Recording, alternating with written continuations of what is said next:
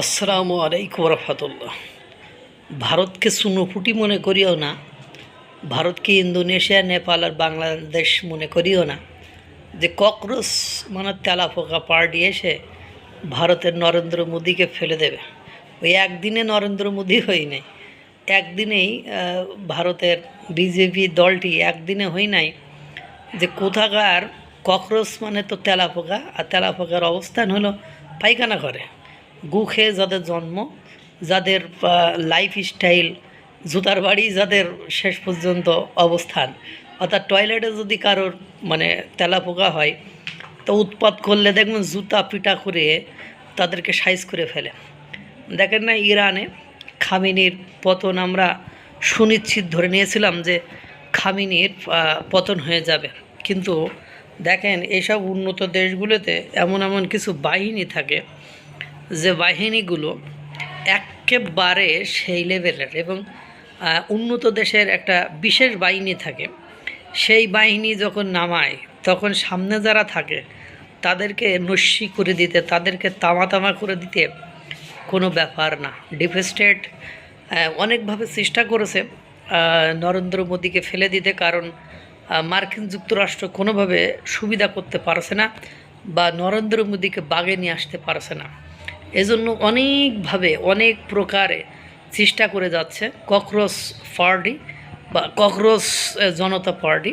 তার একটি অন্যতম ইকুইপমেন্ট আর হিসাবে আর ডিপ স্টেটের ক্ষেত্রে স্টুডেন্টরা কাজে লাগানো ওদের জন্য খুব ইজি একটা ম্যাটার হয়ে দাঁড়ায়, যে সহজেই তাদেরকে প্ররোচিত করা যায়, কারণ তাদের ভিতরে একটা ক্ষোভ থাকে, তাদের আকাঙ্ক্ষা, চাহিদা।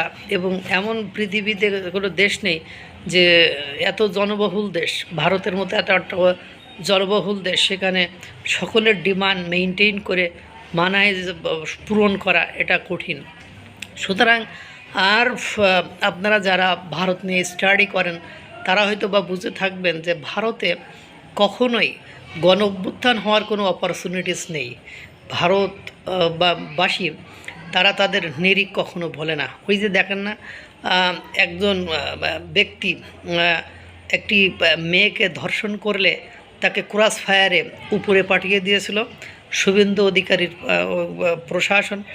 তখন ওর মা বলেছিল আমার ছেলে অন্যায়কারী, ও ভালো কাজই হয়েছে, ঠিক কাজই হয়েছে, ওর বেঁচে থাকার অধিকার নেই। কিন্তু বাংলাদেশে হইলে যারা মুসলিম বলে নিজেদেরকে দাবি করে তারা কিন্তু কখনোই এটা বলতো না, কিন্তু ওরা ঠিকই এগুলো বলে। আর এই ককরোচ পার্টি বাড়াবাড়ি করলে এমনি দেখলাম পুলিশ লাঠিচার্জ করতেছে, একেবারে পেছন লাল করে দেবে দেখব। আর ককরোচ পার্টির যে নেতা তার দেখলাম কেটা মুখে যে ঘুষি টুসি মেরে রং টং কালি টালি মাখিয়ে দিয়েছে।